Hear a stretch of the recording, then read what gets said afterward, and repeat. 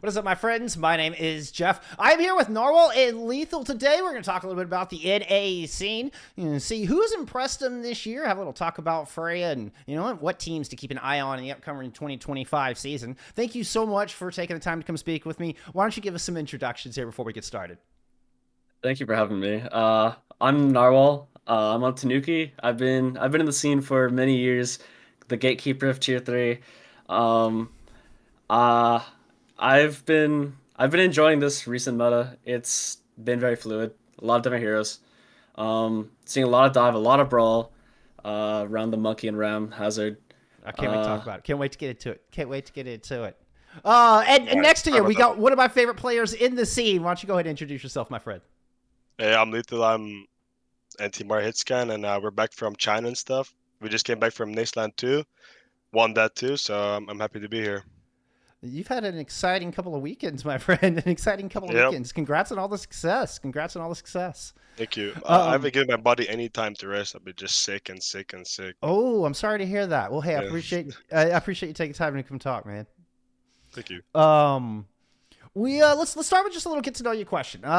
Is there anything unique that you have about your setup or game day rituals or superstitions you have to be at your best and mentally prepared for game day? Let's go back to you, Lethal. You got any unique game day rituals?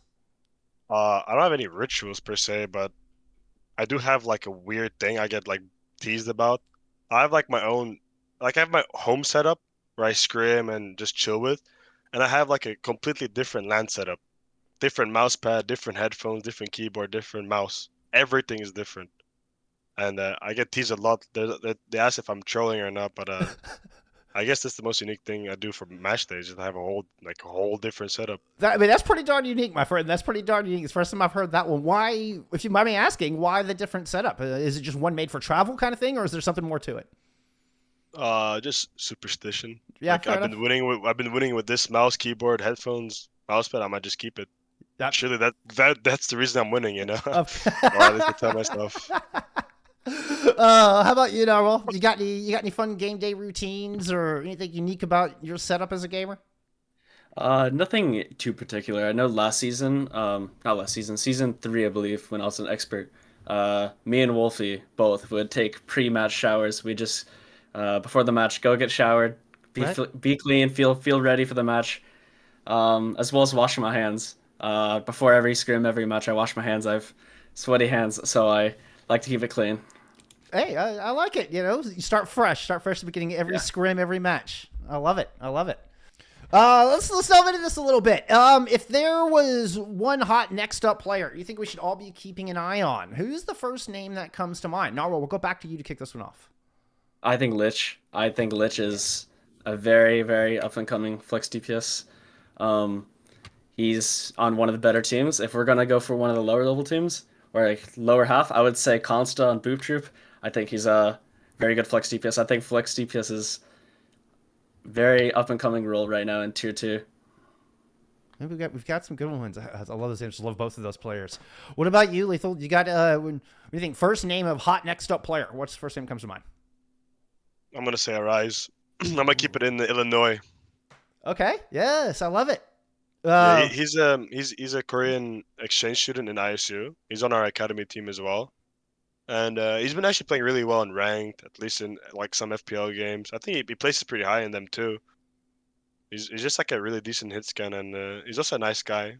I think he's up and coming. People should look out for him. I love that answer. I love that answer. Just cast the Shikigami U squad last weekend over in NECC, and Arise was popping off the whole series, man. It was Yeah.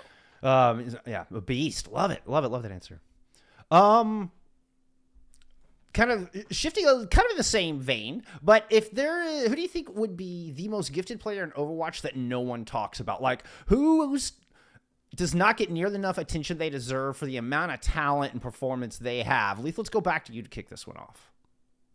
I need a second to think that no one Yeah, talks about. take your time. I mean, Narwhal, if you've got one off the cuff, and feel free to chime in. We can give Lethal a moment. I have a few players that I really look up to. They're on really good teams. They're on. It's Cho Wrong. He's a really good player. He's on good teams, but I think he's one of the most underlooked mate supports in that caliber. I think he's Yeah. the best mate support in the world. I think he's just beyond talented. So I just love Chorong. I think he's undervalued completely. He's unseen hero on the team. I mean, Lethal, I know that one of your teammates probably didn't get near the attention they deserved until this past, at least until Champions Clash. Thinking of Zero. What do you? Oh, he didn't get it. He didn't get enough. I mean, not like in this is the breadth of the Overwatch community. I mean, everybody in the scene knows, right? I mean, Zero's a player's player. Everybody in the scene. I don't know. I was just throwing a suggestion out there. I mean, just trying to get you talking, trying to get that noodle cooking. Yeah, I'd say I play with a lot of people. Just people talk about them a lot, but who doesn't get enough praise for how much they do is probably Ultraviolet. Ooh, yeah. Well, I mean, he's been like talked about for a long time in NA, like one of the better flex supports that the region has produced. But I don't think they even scraped the surface on like how much he actually does, especially like as a teammate alone, not even as a player. And no one knows about it because it's only like behind the scenes. But yeah, he's definitely one person who no one nearly talks enough, especially like after these games we played, all these podcasts. He rarely gets mentioned, but he's been like secretly carrying, So I put my vote for UV. Hell yeah, man. Hell yeah. I've heard stories from years ago of him VOD reviewing in high school classes. Like in the middle of class. Like him. That actually sounds like him a lot. Middle of class VOD reviewing. Wow. Yeah. I mean, don't do that, but kind of got to respect the dedication. Can't argue with the dedication. My goodness. Oh, wonderful answer. If you had to pick a next up master team from FACEIT League Season 5 to make it into OWCS in the upcoming seasons, who do you think would be the team that you'd pick? Narwhal, let's go back to you to start this one. I'm still on Rat Academy. I think EDM is also a very good team, but Rat Academy, I think they have a few players in the roster that are ready to make the step to OWCS, and they were almost there. They made a playoff run, but couldn't close it out. So I definitely think they make a run this season. Yeah, and you talked about Lich earlier as part of that same squad. Yeah. Yeah.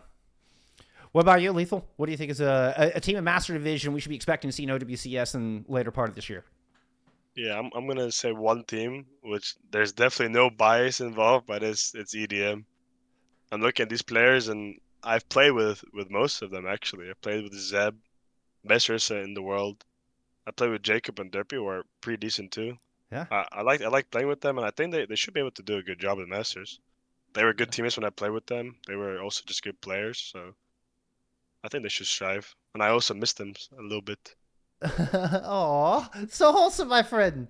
I mean, they come in and they have a good time, and they've definitely upgraded. I mean, they did well last season. They've definitely upgraded with Zeb coming in. I can't wait to see that roster this season. It's gonna be a lot of fun to watch. They're gonna be a big contender, no doubt, no doubt. Let's see. What's my next question? Oh yeah, well, let's talk about the promotion relegation matches. We've just recently had our first PNR matches here not too long ago. What kind of changes do you think those public promotion relegation matches have on the ecosystem? And does it change the motivation for players, for teams? How does it impact our competitive scene? Lethal, let's go back to you. What are your thoughts on the PNR matches? Oh, is it like where the two lowest teams get dropped and then they get replaced by the other? Oh, exactly. Where it's four like teams it, in like a little double elim bracket. 2 go to OWCS and 2 get relegated. I like it. Right. I mean, it's the first time we've ever seen this in Overwatch esports. Yeah, I think like maybe like a long time ago there was like what was it, open division trials, but it's not even close to what they have now. Right. I think it's good. It gives teams more of a reason to play and improve, and it gives them more of a competitive sort of motivation to continue playing. I think it's good. Also doesn't allow people to be complacent, Yeah. If you want to stay in like the OWCS, the teams that play there, then you should not be complacent. You should always fight for your spot. I think that's reasonable. I like it a lot. Right on. Yeah. Narwhal, what are your thoughts coming in as kind of one of the teams fighting upward in that trajectory? How does that affect your motivation as you're fighting through FACEIT? Yeah, I think it's awesome. I mean, we just saw 2 Master Division teams make it to OWCS, so it's very cool. I love how feels a lot more organic now of stepping stones to making it Tier 1 than having connections and getting signed and all that. Right. So I think this is healthy for the scene. It's really cool to see. Yeah. Awesome. Awesome. It's cool to get the insight on that kind of thing. I mean, I can think what I want from the outside, but it's really cool to hear, what y'all are thoughts in as being, in the heart of it. It's such a unique perspective. Let's shift gears a little bit. Let's talk about the meta. We'll just start with general opinion on the current meta. It feels, and now with Freya coming in, not aside, I'm talking about more the previous couple of months. The meta has felt very adaptable, and where teams can kind of play what they want, or very map dependent. You kind of go to maps that really strengthen what you want to play. Versus, sometimes we've seen in the past where it's very stagnant, very strict meta. What are your thoughts on that? Do you prefer as a player to kind of be able to play your own style? Do you prefer something more predictable and more rigid as a meta? No, we'll go back to you to start this one. The meta's changed a lot. I haven't scrimmed a lot recently because Master Division been on break. But from what I've seen before, at least in Master Division, right before playoffs, there was a patch that nerfed Malga a lot, and that affected a lot going into it. Before the Malga nerfs, ball comp was good because it was good against Malga comps. And after the nerfs, it was Monkey Ram. And so that was kind of the meta going in, and then going into China, we see a lot of Hazard, a lot of different comps, and it was very interesting to see kind of the tier 1, tier 2, tier 3 kind of gap, because tier 3 was strictly Ramatra, tier 2 was loving the Monkey, and tier 1 was loving the Hazard. So it was cool to see. And seeing Nightmare, you guys run the Hazard, that was actually really, really cool to see, because I was not thinking Hazard going into it, but you guys made it work against the best teams in the world, so. Dude, Keffa has, man. Keffa has. Mm. Do you like kind of theory crafting on what you could do to match what tier 1 is doing as part as kind of pushing up from tier 2? Is that part of why you enjoy that difference? Yeah, I mean, it changes my perspective on it, because I was thinking Monkey Ram only, but now Hazard's in here, so how does that play into everything? It's going to be interesting. And also, I don't know when that next patch is going to be. That might change up everything before the season even starts. So we'll see. And Freja, she's a new hero. I think she plays a lot like Farah in that sense, where we'll get to her. Hyper We'll get to her. spam. Yeah, we'll get to Freya. We'll get to Freya. Yeah, that high burst damage is nuts. Lethal as a DPS player, what are your thoughts on it? Do you prefer a more strict, predictable meta? Do you think about it more of just practicing my one hero? I mean, Narwhal has a very big picture kind of perspective on it. What are your thoughts on metas in that regard?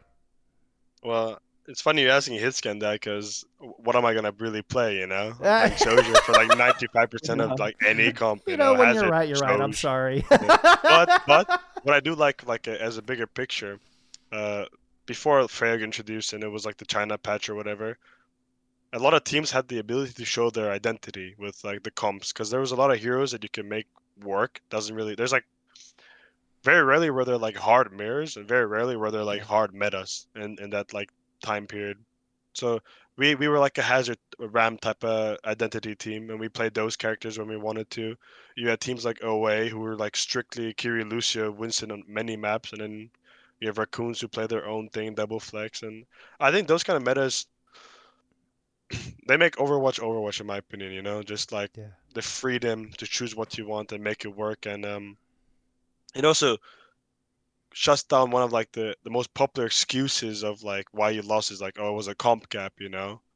So it makes you focus on things in your control, like how well you can play those certain heroes and how well you can make a different hero work in what sort of situation. So I think that opens up a new level of the game where you have to draft accordingly. You have to also strategize what characters are good when and where. So I actually really like this like old patch where it was anything goes if you're good enough.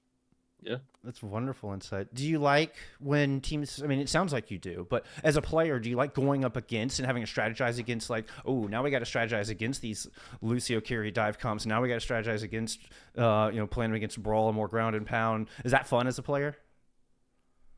I think so. Yeah. I'd agree, because it forces you to always improve too. You just cannot be complacent. Like you have to like, this team plays this team plays that. So I actually like it a lot, that it gets you thinking, and it makes the game more fun, to be honest. Yeah. Hey, that's what it's all about. At the end of the day, there should be some joy in there, right? There should be some joy in there. Yeah, for sure. Let's go. You started to hint on Freya and the amount of burst damage that she's going to bring to the table. I'll go ahead and go back to you for this one, Narwhal. What elaborate on those thoughts? Do you think Freya's going to have a huge impact like Hazard did before her? I don't think she's gonna be meta breaking. I think she's interesting hero. It's hard to work around because she is kind of squishy, so you gotta find a way to make her work in terms of poke and all that. So it's not as hyper mobile as Farah is, where she can spam from afar, but she's also a little more burst, a little more skill expression in that sense. Right. So it's going to be interesting to see how teams make her work. But yeah, I think her damage has insane potential. Without giving away too much, because I imagine the early stage of OWCS could be who gets a good read on this. I mean, there's that potential. I don't want you to even put you in that position, Lethal, but of what how much you're playing, of how much you're seeing of it, but just overarching kind of broad picture thoughts. Do you think she'll have a massive impact on the meta? I'm also like the wrong person. Everyone is telling me that Freya's good, Freya's broken, Freya's like amazing. I'm just telling them like, no, she's not. So yeah, I'm kind of the same thing. Really? I feel like I'm an anomaly here. I think her kit's okay, but I feel like it's so inconsistent. So with the small projectile. I think it's similar to Hanzo. Yeah, I compared it to just like Hanzo. Like, okay, people can say Hanzo is good because you can one shot, but in reality, it's like not really. I think she has potential when more people start playing her. Maybe if I play her a little more, I can start to see it. But I think the current hit scan pool is so Ash pilled and so Cass pilled and so Soch pilled. It's gonna be hard for Freya to be pushed into that group. But if people start playing her a lot and they become more consistent, I guess she can have like a say in like being the next meta. But we will have to see. It's going to take a lot for it to overcome the consistency of a Sojourn or a Cassidy. Yeah, 100% in my opinion. Yeah, it makes a lot of sense. That does make a lot of sense. As fun as the new hero is, and as fast as the kills come, if it's not consistent, then it's just not going to provide the same value. And consistency can come with time. So I mean, fair. I have heard a little bit of there could be the potential Juno response here, where the initial response is very lukewarm, and then once it gets figured out, it's like, wait a minute, whoa. So I've heard I've heard that perspective as well, but yeah. I'm sure there'll be one team that defines the meta with her at some point. At some point, most likely Crazy Raccoon, if I had to guess. Who knows? Maybe it'll get like Crazy Team CC defining the meta, like what happened with the Sim Torb stuff. That wasn't Team CC. That was one of the Asia teams. Wasn't it that Japanese Torb player on NA? Didn't he invent that meta? Was RLG? it? Yeah, RLG. Was it him that invented? What is it? RLG? I don't think he invented the meta. I just think he was that tier was just so OP, and people are like, why are we not just playing this hero? Yeah, literally. From my understanding, it came from like Contenders Oceania or something like that. Is where it was originated from. Is where the yeah. At least I think it was a level. response to Hazard. It was absolutely the anti-Hazard comp. Yeah. Yeah. But I don't know. Yeah, but y'all would know better than I would, to be honest. I just hear things here and there. Any predictions for stage 2? Who do we think is going to be a dark horse for this stage? Lethal, what are your thoughts going into stage 2? I'd say there's a new like kind of team brewing with Rad, where they're getting a few new pickups.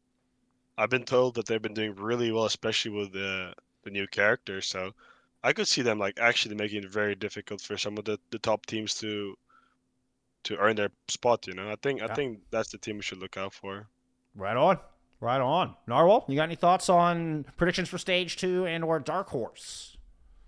I mean, I want to see the Ducks go far, but I think Rad is also a great call. Right. I look at Chronic, I look at Left, I see PK. I don't know the additions, but they have a really solid core, and if they can upgrade that, they're scary. They have potential. Yep, 2 votes for Rad. Can't argue with it. Can't argue with that at all.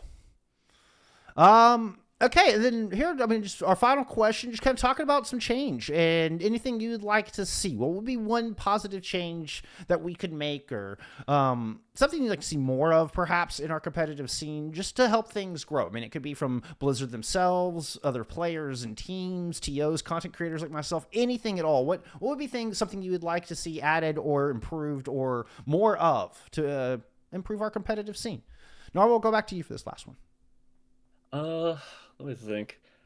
I mean, I could just say like I think having more eyes on tier two and the lower levels of the scene, even tier three, Sure. like what you do, Bullskunk, it's amazing for the scene. It's just getting more eyes on the scene. It's amazing and makes it more motivating for everyone playing in it.